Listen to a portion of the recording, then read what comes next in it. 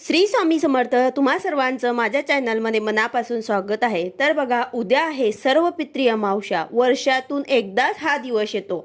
आपल्याला माहिती आहे की पितृ पंधरवड्यामध्ये पितरांना विशेष असे महत्त्व असते आणि हा जो पितृ पंधरवाडा आहे तर तो आपल्या पितरांना समर्पित आहे. त्यांचा आशीर्वाद जर आपल्यावरती नसेल तर आपल्याला आपल्या जीवनामध्ये सतत अडचणी आणि संकटे येत असतात आणि आपल्याला पितृदोष लागू शकतो. आणि जर एकदा पितृदोष निर्माण झाला तर आपली प्रगती होत नाही, घराची भरभराट होत नाही, तसेच मुलांची सुद्धा प्रगती होत नाही, व्यवसायामध्ये सुद्धा अडचणी निर्माण होतात. तर असा हा पितृदोष जर आपल्याला लागला तर आपली कधीच प्रगती होत नाही. तर यासाठी आपल्याला हे काही जे उपाय आहे ते पितृपक्षामध्ये करायचे असतात. त्याला उद्या सर्व पितृ अमावस्येला कावड्याला, कुत्र्याला आणि गाईला एक वस्तू खाऊ घालायची आहे, जेणेकरून आपल्या पितरांना सद्गती प्राप्त होईल आणि ते आपल्याला भरभरून आशीर्वाद देऊन जातील.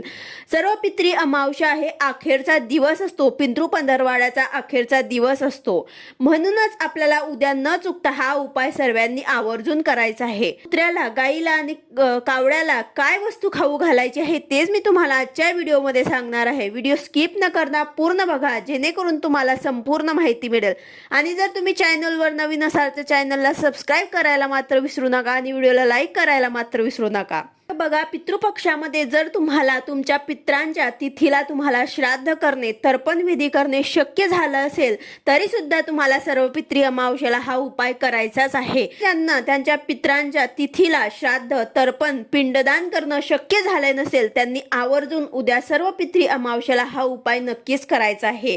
आता ज्यांच्या घरी झाले असेल त्यांनी सुद्धा हा उपाय करायचा आहे आणि ज्यांच्या घरी नाही झाले असतील त्यांनी सुद्धा हा उपाय करायचा आहे. कारण सर्व पितृ अमावस्येला वरचे स्थान प्राप्त असून असे विशेष महत्त्व देखील आहे. वर्षभरात तसेच पितृपक्षामध्ये जो कोणी आपल्या पूर्वजांच्या नावाने श्राद्ध घालू शकले नाही ना, त्यांच्या पित्रांची, त्यांच्या पूर्वजांची तिथी माहीत नाही किंवा आजारपण, काही अडचणींमुळे, सुतक सोहरेमुळे ज्यांनी कोणी श्राद्ध तिथी किंवा तर्पण विधी करू शकले नाही, असे सर्वजण सर्व पितृ अमावस्येला श्राद्ध कर्म करू शकतात. तसेच हा उपाय सुद्धा सर्वांनी करायचा आहे. कारण पूर्वजांच्या ऋणातून मुक्त होऊन त्यांच्या प्रती कृतज्ञता व्यक्त करण्यासाठी त्यांच्या नावाने श्राद्ध, तर्पण विधी करण्यात येतो. यावेळी कावडा आणि गाय, कुत्रा यांना सुद्धा आपल्याला नैवेद्य सांगितलेला आहे. तसंच आपल्याला उद्या या तिघांना नैवेद्य अर्पण करायचं आहे. पितृदोषामुळे माणसाच्या जीवनामध्ये खूप अडचणी आणि संकटे येत असतात. तसेच मानसिक ताणतणाव सुद्धा निर्माण होतात. आपल्या कुंडलीमध्ये पितृदोष निर्माण झाला तर आपण त्यांचे निवारण करण्यासाठी बऱ्याच गोष्टी करत असतो. आपण देवांचे कितीही केले, पूजापाठ केले तरी सुद्धा जर आपल्याला पितृदोष असेल तर देवही याला काही करू शकत नाही आणि आपल्याला पितृदोषाचा सामना हा करावा लागतो. पितृदोष का निर्माण होतो तर आपल्याला आपल्या कुटुंबातील एखाद्या व्यक्तीचे निधन झाले आणि त्यांचे शेवटचे विधी जे विधीपूर्वक केले गेले नसतील तर पितृदोष हा निर्माण होतो. तसेच एखाद्या कुटुंबातील व्यक्तीची अकाली मृत्यू झाली असेल तरी सुद्धा आपल्याला पितृदोष हा निर्माण होतो. पितृदोषामुळे आपल्या आयुष्यामध्ये काही चांगले होत नाही, विवाह लवकर होत नाही, संतती प्राप्ती होत नाही, तसेच वैवाहिक सुख मिळत नाही, आरोग्याच्या समस्या निर्माण होत असतात, घरामध्ये सतत आजारपण असते, उद्योगधंद्यामध्ये फायदा होत नाही, आर्थिक अडचणी येत असतात. तर अशा जर तुमच्या बाबतीमध्ये होत असेल तर नक्कीच सर्व पितृ अमावस्येला कुत्र्याला, गाईला आणि कावड्याला यांना आपल्याला एक वस्तू खाऊ घालायची आहे. ह्या तिघांना जे आपण वस्तू देणार आहेत ते 3 वेगवेगळ्या वस्तू आहेत. तुम्ही फक्त कुत्र्याला खाऊ घालत तरी चालेल किंवा तुम्ही कावड्याला खाऊ घालत तरी चालेल, नाही तर तुम्ही जर गाईला खाऊ घालत तरी चालेल. आणि जर तुम्हाला तिघांना ह्या वस्तू खाऊ घालण्या शक्य असतील तर आवर्जून तुम्हाला उद्या सर्व पितृ अमावस्येला कुत्र्याला, गाईला आणि कावड्याला ह्या वस्तू खाऊ घालायच्या आहे. आता हेच का, कुत्रा, कावडा आणि गाय, तर आपण जेव्हा पितृपक्षामध्ये पशुपक्ष्यांना अन्नदान, पाणी देतो तर आपल्याला यांचे विशेष लाभ होत असतात. आपल्या घरामध्ये सतत कलह, वादविवाद होत असेल, घरातील वातावरण चांगले जर राहत नसेल तर तुम्ही ही वस्तू त्यांना खायला घातली तर आपल्या घरातील वातावरण जे आहे ते सुद्धा शांत वातावरण घरामध्ये निर्माण होईल.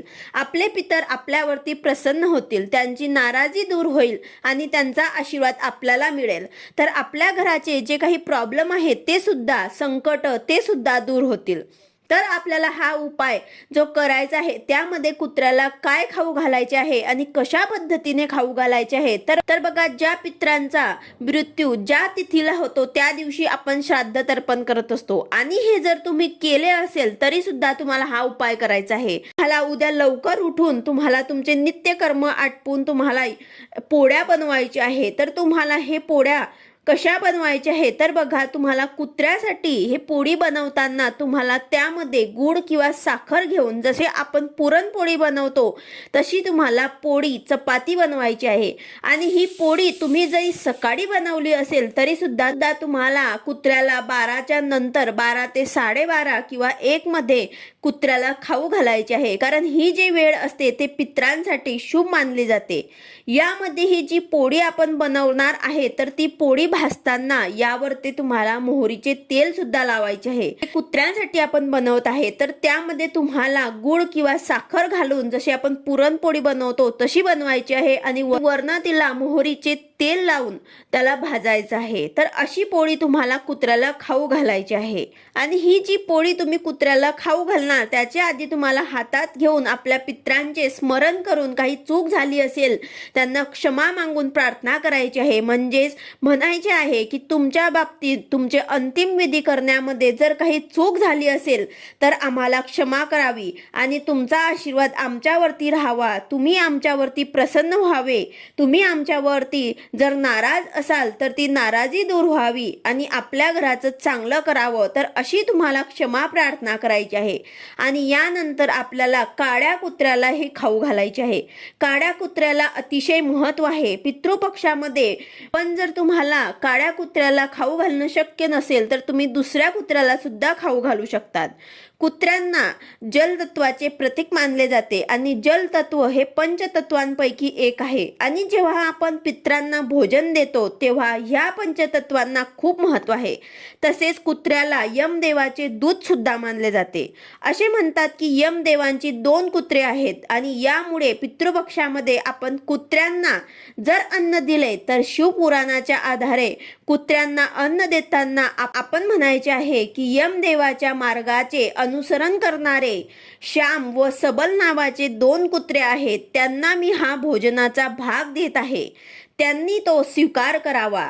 तर असे तुम्हाला आवर्जून म्हणायचे आहे. त्या कुत्र्याला आपल्याला हे पोळी खाऊ घालायची आहे. तर अशा प्रकारे आपल्याला कुत्र्याला अशी गोड पोळी बनवून ती खाऊ घालायची आहे. त्यानंतर कावड्याला सुद्धा आपल्याला एक गोष्टी खाऊ घालायची आहे. ती म्हणजेच तुम्हाला एक अळणी भात शिजवायचा आहे. वाटीभर अळणी भात शिजवायचा आहे आणि ते तुम्हाला एका पत्रावळी किंवा पान त्यावरती घेऊन तुम्हाला तुमच्या छतावरती ठेवायचं आहे. भातावरती तुम्हाला 2 चम्मच दही टाकायचे आहे आणि चिमूटभर काळे तीळ टाकायचे आहे. तर असा हा जो नैवेद्य आहे तो तुम्हाला तुमच्या पित्रांसाठी कावड्याला खाऊ घालायचा आहे. तुमच्या छतावरती किंवा जिथे कुठे कावडे येत असतील तिथे तुम्हाला हा नैवेद्य ठेवायचा आहे.